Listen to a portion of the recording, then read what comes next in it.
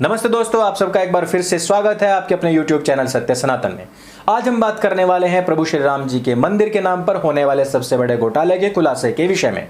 अभी तक जो खबर आ रही है उसके अनुसार ये पता लग रहा है कि 16 करोड़ से अधिक का घोटाला जमीन की खरीदी में हो चुका है, जिसके ऊपर बहुत सारी बातें हुई हैं। आम आदमी पार्टी ने इसके ऊपर ट्रेंड चलाने की पूरी कोशिश की है। उन्होंने अपने व्हाट्सएप ग्रुप्स बनाए, उसमें उन्होंने पूरा मटेरियल दिया और खास तौर पर संजय सिंह जो कि पूर्व के सांसद हैं, जिनको की बर्खास्त कर दिया गया था, जिनको की सजा भी सुनाई गई थी, ऐसे एक व्यक्ति प्रोपेगेंडा लेकर के सोशल मीडिया पर आते हैं। साथ ही साथ उसका साथ निभाती है कांग्रेस और साथ ही साथ उसके आते हैं समाजवादी पार्टी।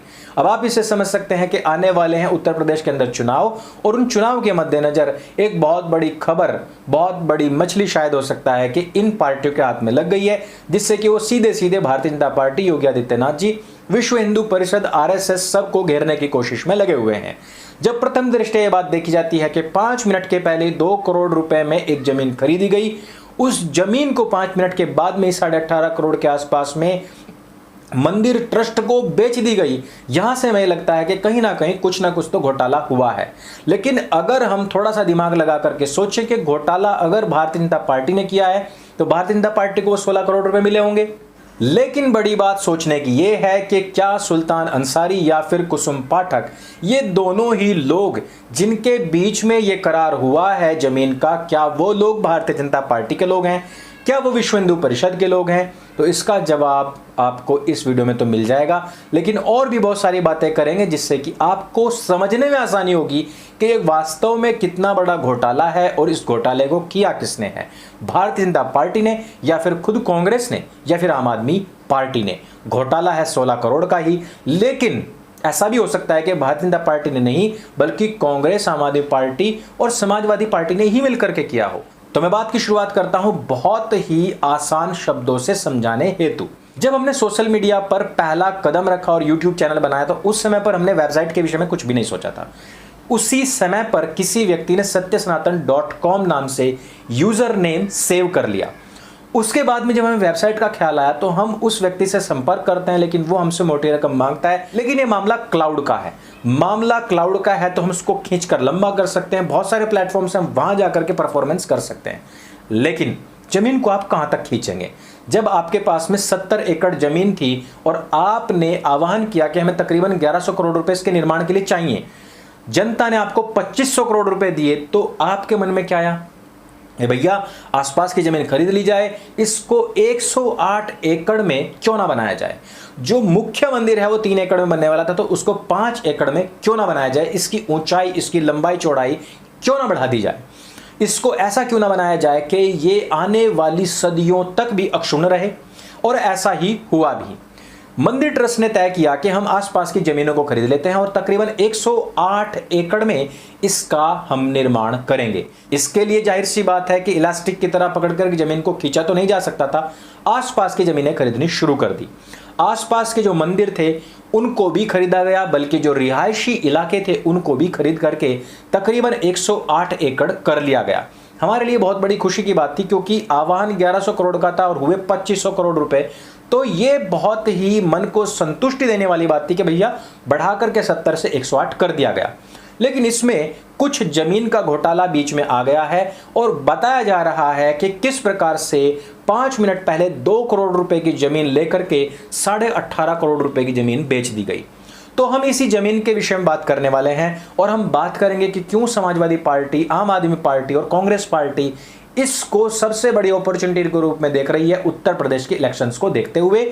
यहां पर सबसे बड़ा पेंच फंसा हुआ है। तो भाई हम बात कर लेते हैं सबसे पहले 17 सितंबर सन 2019 की। कुसुम पाठक जी और उनकी पूरी एक टीम है जिसके पास में इस जमीन का पूरा मालिकाना हक है।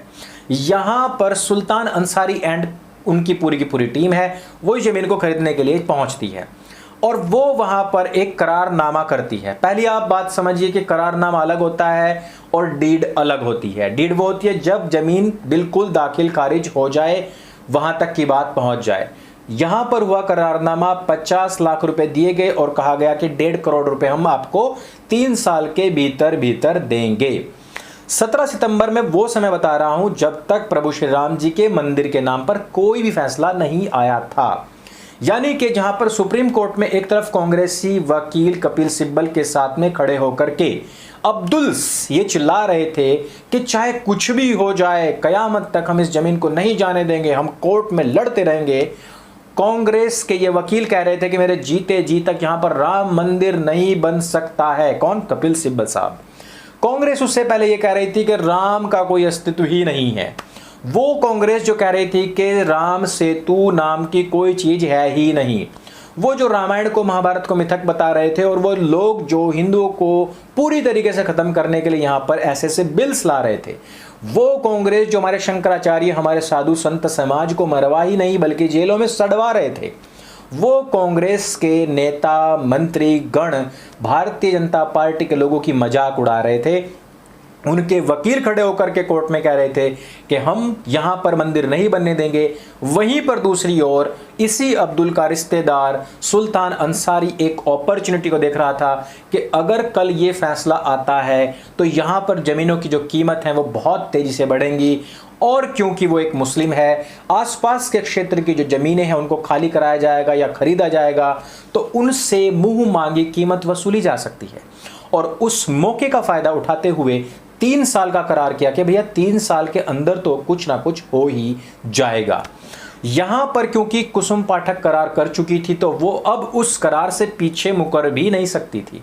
और यहां पर आपको सारे के सारे डॉक्यूमेंट्स दिखाऊंगा। ये डॉक्यूमेंट्स आपको आम आदमी पार्टी के सोशल मीडिया नेटवर्क पर, ये डॉक्यूमेंट आपको उनकी व्हाट्सएप यूनिवर्सिटी पर नहीं मिलेंगे। तो यहां पर करार हुआ और अब बात पहुंचती है नवंबर 2019 में।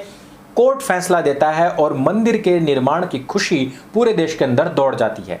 लेकिन जो अपॉर्चुनिस्ट्स होते हैं उन्होंने फटाफट अयोध्या में पहुंच करके डेरा डालना शुरू कर देते हैं और वहां पर वो जमीनों की खरीद फरोख्त शुरू कर देते हैं। अब मैं आपको एक और चीज बताऊं, जेवर ग्रेटर नोएडा में पड़ता है और उसका नाम अभी तक कोई नहीं जानता था। जब 2017 में पहली बार कहा गया कि वहां पर एशिया का सबसे बड़ा एयरपोर्ट बनाने के बारे में बातें हो रही हैं, तब वहां पर जमीनों की बहुत तेजी से कीमत बढ़ गई थी। बिजनेसमैन लोगों ने, जो बिल्डर्स थे, उन्होंने जमीन वहां पर सस्ते दाम में खरीदी और अब वहां पर आप जाकर के देखिएगा जमीन पर हाथ नहीं रख सकते। यहां पर आप 2 करोड़ की जमीन को 18 करोड़ की बात करें कि 9 गुना, वहां पर आपको जमीनें 40 गुना दाम पर भी देखने को मिल जाएंगी। क्योंकि डेवलपमेंट जहां पर पहुंचता है, जहां पर कोई ऐसी चीज पहुंचती है, वहां पर कीमतें बढ़ ही जाती हैं। आज मुसलमान जिन्होंने एक चवन्नी इस मंदिर के निर्माण में नहीं देनी है, वो लोग भी कह रहे हैं, जबकि वो खुद जानते हैं कि मक्का मदीना में जिस समय पर विनिर्माण शुरू हुआ था, आसपास की जमीन खुद मक्का के लोगों ने खरीद करके डाल दी थी। वहां आसपास फिलहाल कोई 1 इंच भी जमीन नहीं खरीद सकता क्योंकि कीमत बहुत ज्यादा महंगी हो चुकी है। तो वापस आते हैं हम उसी विषय पर कि आम आदमी पार्टी के नेताओं ने, उनके कार्यकर्ताओं ने ये झूठ फैलाया और ये बताने का प्रयास किया कि 2 करोड़ की जमीन अभी 5 मिनट पहले ली और अभी 18 करोड़ की बेच दी। 2019 में जमीन की कीमत लगभग 2 करोड़ के आसपास थी, लेकिन 2021 मार्च की ये जो बात चल रही है, तब तक आकर के जमीन की कीमत वाकई में ही 18 साढ़े 18 करोड़ के आसपास की पड़ती है। और इसका कारण क्या है? ये जो जमीन खरीदी गई है, ये रेलवे स्टेशन के बेहद नजदीक है, ये बहुत ही प्रीमियम प्रॉपर्टी है। इसकी कीमत फिलहाल इस हाइक पर पहुंच चुकी है और इस कीमत पर यदि किसी सुल्तान अंसारी, किसी अब्दुल, किसी पंचर वाले, किसी टोपी वाले, किसी ऊंचे पजामे वाले से खरीदनी पड़ जाए, किसी जिहादी से खरीदनी पड़ जाए और 20 करोड़ भी देने पड़ जाएं, तो भी ट्रस्ट को दे देने चाहिए थे। क्योंकि मंदिर के आसपास किसी भी प्रकार की मलेच्छगर्दी, किसी प्रकार की गंदगी हम नहीं चाहते। क्योंकि अगर कहीं पर कोई धार्मिक अनुष्ठान हो रहा है, उसके आसपास जितने भी कीड़े हैं, कंटक हैं, साफ कर देने चाहिए। और ये हमेशा की बात है। कल वहां पर वो अपनी जमीन में किसी प्रकार का मदरसा, कोई मस्जिद, कोई मजार बना करके बैठ जाता तो क्या होता? तो ये 18.5 करोड़ की जो डीड है वो बहुत अच्छी हुई है, लेकिन समस्या उन लोगों को हो रही है, उस केजरीवाल को हो रही है जो राम मंदिर के खिलाफ था। वो जो कहता था मेरी नानी कहती है कि राम मेरे राम ऐसे नहीं कि किसी की मस्जिद को तोड़ करके वहां पर बैठेंगे, वहां पर निर्माण कराना चाहेंगे। वो आम आदमी पार्टी के नेतागण आज प्रभु श्री राम के भक्त बन करके हमें दिखा रहे हैं। अरे वो लोग जिन्होंने 1100 करोड़ मांगने पर 2500 करोड़ दे दिए, उनके लिए कोई 16 करोड़ रुपए मायने रखता है। और दूसरी बड़ी बात कि भैया कुसुम पाठक और या फिर ये सुल्तान अंसारी भारतीय जनता पार्टी या विश्व हिंदू परिषद के कार्यकर्ता हैं क्या, सदस्य हैं क्या, उनके नेता हैं, मंत्री हैं, क्या है वो लोग? अगर घोटाला भारतीय जनता पार्टी ने किया है तो 16 करोड़ रुपए उनके अकाउंट में आने चाहिए थे, लेकिन वो किसके अकाउंट में गए हैं? वो तो उन लोगों के अकाउंट में गए हैं। और सारा का सारा जो पैसा है दोस्तों वो ऑनलाइन ट्रांसफर हुआ है। जो उसके पेपर्स हैं, जो स्टाम्प ड्यूटी है, वो सारी की सारी ऑनलाइन खरीदी गई है। एक भी पैसे का लेन देन इसमें कैश में नहीं हुआ है। जब कैश में कोई लेन देन ही नहीं हुआ तो आप इसको घोटाला कैसे कह सकते हैं? दूसरी बड़ी बात कि सुल्तान अंसारी जब किसी भी हिंदू संस्था से या पार्टी से संबंधी नहीं रखता तो उसको भारतीय जनता पार्टी का घोटाला कैसे कहा जा सकता है? और यही नहीं, सुई तो बोले ही छाछ और छलनी भी बोलती है समाजवादी पार्टी, जिन्होंने हमारे कार सेवकों पर गोलियां चलवाई, जिन्होंने प्रभु श्री राम जी के नाम को बदनाम करने के लिए हर हद तक, हर लिमिट को क्रॉस किया। वो लोग जिन्होंने कहा था कि हमने बहुत अच्छा फैसला किया कि हमने कार सेवकों को मरवा दिया था, वो लोग जो अभी भी कह रहे हैं कि हमने अच्छा किया था कि कार सेवकों को मरवाया, वो लोग जो अपने आप को मुस्लिमों का मसीहा बताते हुए गर्व महसूस करते हैं, वो लोग हमें बताएंगे कि घोटाला हो गया है। आसपास की जितनी जमीन थी वो खरीद ली गई, बल्कि जो छोटे छोटे स्थान थे उन पर भी मुंह मांगी कीमत लोगों को दे करके खुश करके भेज दिया गया वहां से, और लोगों के पुनर्वास के लिए ही इस जमीन की खरीद फरोख्त भी हुई थी।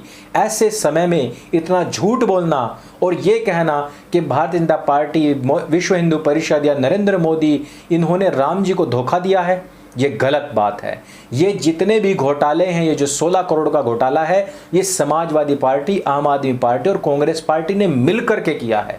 कांग्रेस पार्टी को शर्म आनी चाहिए, जो अभी तक प्रभु श्री राम को काल्पनिक, उनकी कथाओं को काल्पनिक, राम सेतु को काल्पनिक और उसके विध्वंस की तैयारी कर रही थी। वो लोग जिन्होंने हिंदुओं का उपहास उड़ाया, वो आम आदमी पार्टी जो मंदिर के खिलाफ थी और वो जो वहां पर मस्जिद ही हमेशा चाहती थी, वो आम आदमी पार्टी जिन्होंने दिल्ली के अंदर हिंदुओं के खिलाफ दंगे करवाए, वो आम आदमी पार्टी जिनके नेतागण हिंदुओं के खिलाफ जहर उगलते हैं, वो हमें समझाएंगे। वो समाजवादी पार्टी जिन्होंने कार सेवकों को गोलियों से भुनवाया और प्रभु श्री राम का मजाक बनाया, वो लोग हमें समझाएंगे। तो दोस्तों, कागजी कार्रवाई हो या फिर इमोशनल चीजें हो, उन सब से हमें पता लगता है कि ये तीनों की तीनों पार्टियां केवल और केवल गद्दारी यहां पर दिखा रही हैं। प्रभु श्री राम के नाम पर सबसे बड़ा घोटाला यदि किसी ने किया, इन तीनों पार्टियों ने किया। इनका नाम बदनाम करने का कार्य इन तीनों पार्टियों ने किया, हिंदुओं को नीचा दिखाने का कार्य किया, हिंदू संतों को जेल में डाला, गोलियां मरवाई, कार सेवकों को गोलियों से भुनवाया, हिंदुओं का अपमान करवाया। दिल्ली में अगर किसी ने हिंदुओं को मरवाया, राम भक्तों को यदि किसी ने मरवाया, तो वो थे इन्हीं तीनों पार्टियों के लोग। तो सच्चाई को धीरे धीरे से समझने का प्रयास कीजिए और समझिए कि जैसे जैसे उत्तर प्रदेश के चुनाव आने वाले हैं, इस तरीके के प्रोपेगेंडा और भी तेजी से फैलते जाएंगे।